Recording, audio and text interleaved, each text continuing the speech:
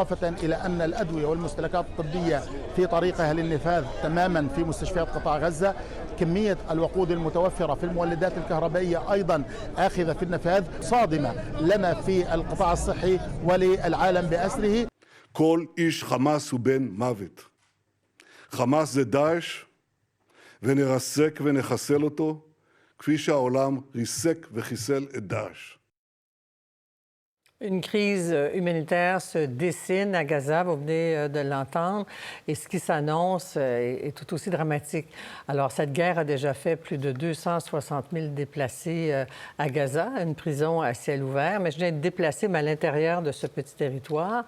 Gaza est sous siège total. Israël a coupé l'eau, l'électricité, les approvisionnements en carburant, en alimentation, et c'est une situation illégale en vertu du droit international humanitaire.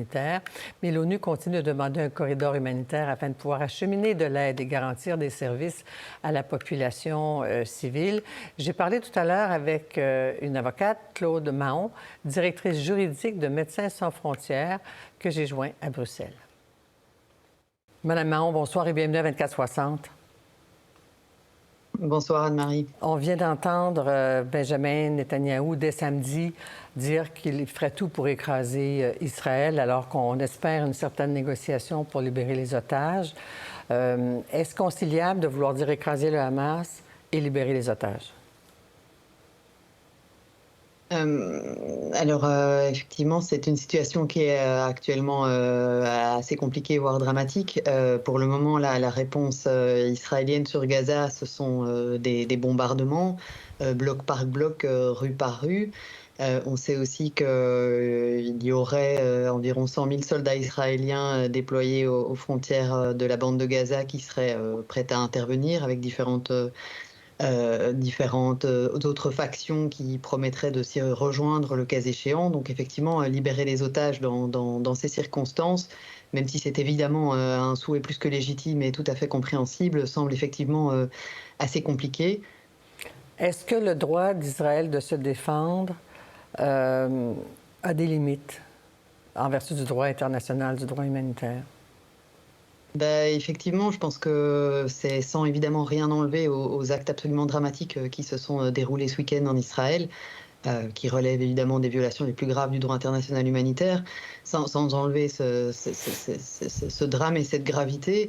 Il faut aussi rappeler que tout ceci s'inscrit aussi dans un contexte. Nous sommes dans un contexte de conflit depuis en réalité la création de l'État d'Israël en 1948. Et effectivement, on se retrouve aujourd'hui dans un droit qui est multiple, parce qu'à la fois en Cisjordanie, voire à Gaza, on est sur une occupation, un droit donc de l'occupation qui s'applique avec les limitations aussi que ça implique pour la puissance occupante, qui est censée assurer les livraisons d'un minimum vital, en ce compris l'accès aux soins de santé, et qui doit aussi s'abstenir de souffrance aux civils et à tout dommage qui serait fait aux civils. Et à la fois, on est aussi sur la mise en place et la mise en œuvre du droit international humanitaire dans le cadre de ce qu'on appelle la conduite des hostilités pour ce qui concerne le reste des opérations.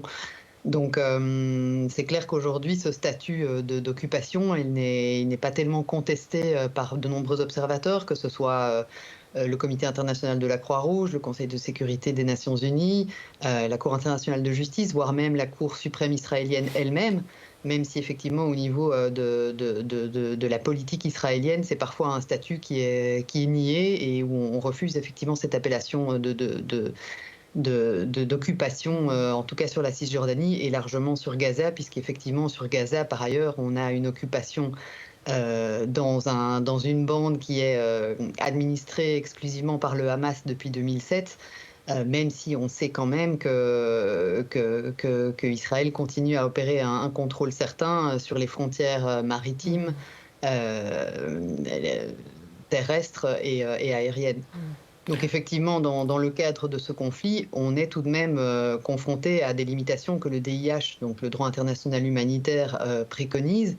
Et effectivement, la sauvegarde et le fait que les personnes certaines catégories de personnes sont protégées, comme les civils, le personnel soignant, comme toute personne en réalité qui est considérée comme hors de combat, c'est-à-dire qui n'est plus en état de se battre, qu'elle soit même un soldat blessé ou malade, qui n'est donc plus capable par définition de se battre. Toutes ces personnes sont en réalité protégées par le DIH, qui protège également la tenue d'opérations militaires dites indiscriminées, c'est-à-dire qui ne tiendraient pas compte des principes de base de la conduite des hostilités qui visent à protéger les civils, notamment les principes de distinction, de proportionnalité, de précaution, qui aujourd'hui semblent très difficiles à mettre en œuvre dans une situation comme celle de Gaza, qui est parmi les zones les plus peuplées du monde.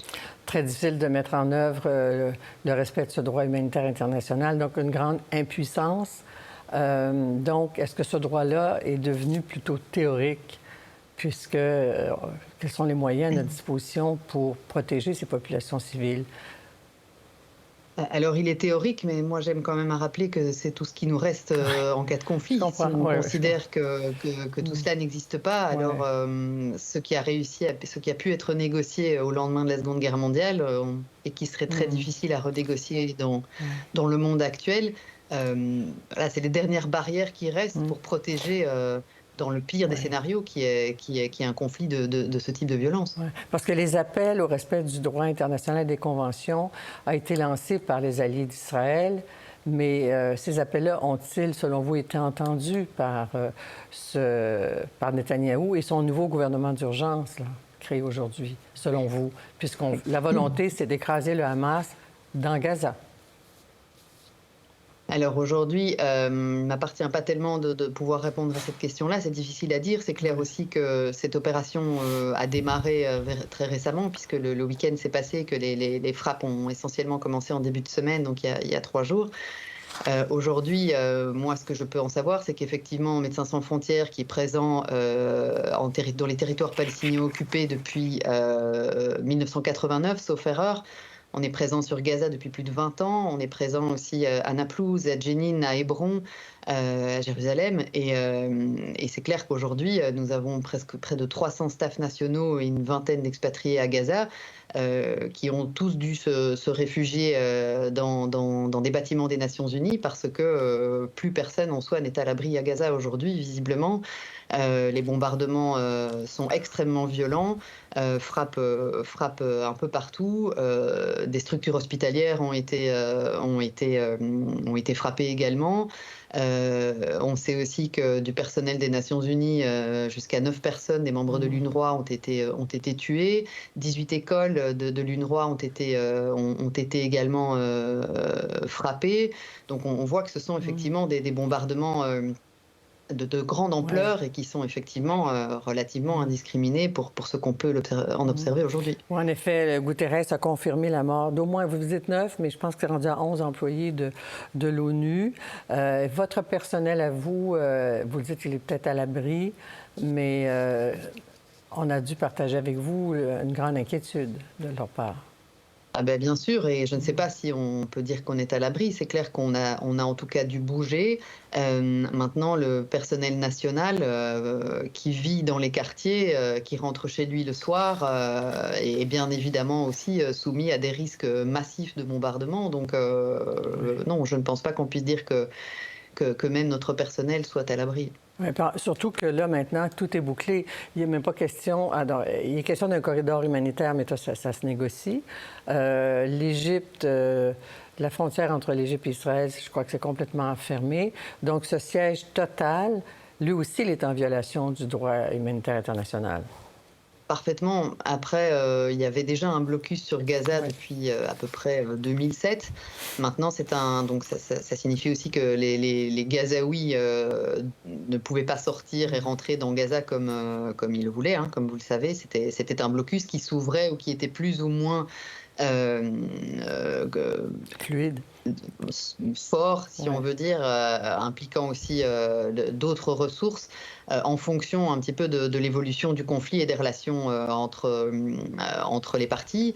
Mais c'est clair que là, aujourd'hui, le blocus qui a été annoncé est total. Donc, il n'y a pas d'électricité, il n'y a pas d'eau, il n'y a pas de médicaments, il n'y a pas de nourriture.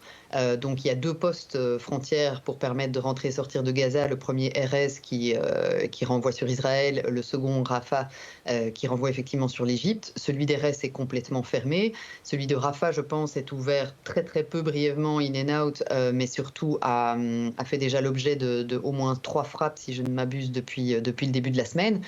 Donc effectivement, pour le moment, il y a en tout cas au niveau des personnes, aucun moyen de rentrer ni sortir, ce qui explique aussi qu'en ce qui concerne Médecins sans frontières et d'autres ONG qui ont fait appel au moins à des canaux permettant d'acheminer des médicaments et de l'aide, et effectivement à terme éventuellement des personnes, mais c'est évident que là, de toute façon, le support médical n'est pas opérationnel, c'est impossible vu que ça dure sur le long terme au vu de cette situation. Oui, effectivement, c'est en violation totale du droit international humanitaire, une fois encore. Merci de votre témoignage et de votre expertise sur ces questions tellement importantes et délicates. Merci, Mme Mao. Je vous remercie. Pour voir nos émissions en entier, rendez-vous sur la chaîne Ici RDI.